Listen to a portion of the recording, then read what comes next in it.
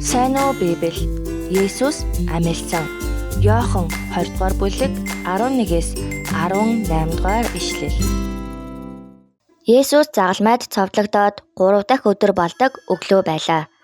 Иохан номон дээр Магдалийн Мария өглөө эртлэн Есүсийг оршуулсан газарт очсон гэж хэлдэг.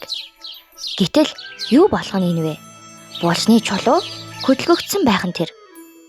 Эмэгтэй хүн ганцаараа булшин дээр очих нь ч аимшигтай зүйл байхад булшны үүдийг хааж тагалсан том чулуу хөдөлсөн байхад Мария хичнээн их айсан бол Мария өөрийн ухаангүй гүйж Есүсийн дагалдагч Петр болоод Есүсийн хайртай дагалдагчид хэлв.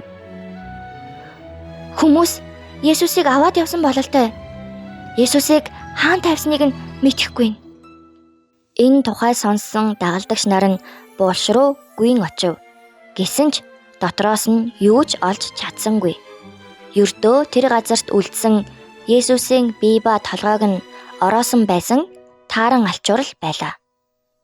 Дагалдагч нар орхиж явсны дараа Мария булшны гадна ганцаараа уйлав. Булш хоосон байх гэж хэн нэгэн Есүсийн цогцыг хулгайлсныг гарцаагүй. Тэгж хэр их уйлсан бол зөндөө уйлсан учраас айдасч байхгүй болсон уу? Мария булшны дотор орж харав. Гайхалтай зүйл нь тэнд 2 тэнгэр элч байлаа. Тэнгэр элч нар уйлж байгаа Марияг өрөвдсөн үү? Юунд уйлна вэ? гэж асуув. Мария хариулав. Хэн нэгэн нь эзний цогцыг аваад явсан байна. Хаан байгааг нь ч мэдэх юм алга.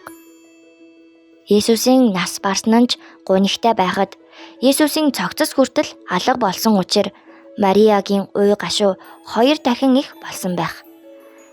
Тэр үед Мариягийн ард хэн нэгэн гарч ирэв. Амилсан Есүс байсан юм. Есүс юунд уйлна вэ? Энд хэнийг хайж байна вэ? гэж асуув. Зөндөө уйлсан болохоор ч тэрөө эсвэл амилсан Есүсийг таньж ядснаас тэрөө Мария Есүсийг танилгүй. Булшийг харгалздаг хүн гэж бодон хариулав. Хэрвээ та эзнийг минь зөөсөн бол хаашаа зөөснөө хэлээч, би авч явъя. Тэр үед Есүс Марияг нэрээр нь дуудав. Мария. Тэгээд гайхалтай зүйл болов. Мария өөрийнх нь нэрийг дуудаж буй хоолойг сонсоод тэр бол Есүс гэдгийг танив. Өөрийг нь таньсан Марияд Есүс хэлв. Надад бүү хөр. Бид ихэвчлэн уулзсан хүнтэйгээ гар барих юм уу? Хамт цай уух юм уу? Хамт хоол идэж байж тэр хүнтэй уулзсан гэж хэлдэг шүү дээ. Харин Есүст хүрэхийг хүссэн Марияд яагаад бүү хөр гэж хэлсэн юм бол? Магадгүй Есүс Марияд мэдүүлж өгөхийг хүссэн байх. Зүрх сэтгэлээр уулзах нь жинхэнэ уулзалт гэдгийг та нар бодоод үзээрэй. Бидний итгэдэг амилсан Есүс бидний нүдэнд харагдах юм уу баригддаггүй. Гэхдээ амилсан Есүс үргэлж бидний сэтгэл зүрхэнд оршиж биднийг нэрээр минь дуудаж байдаг.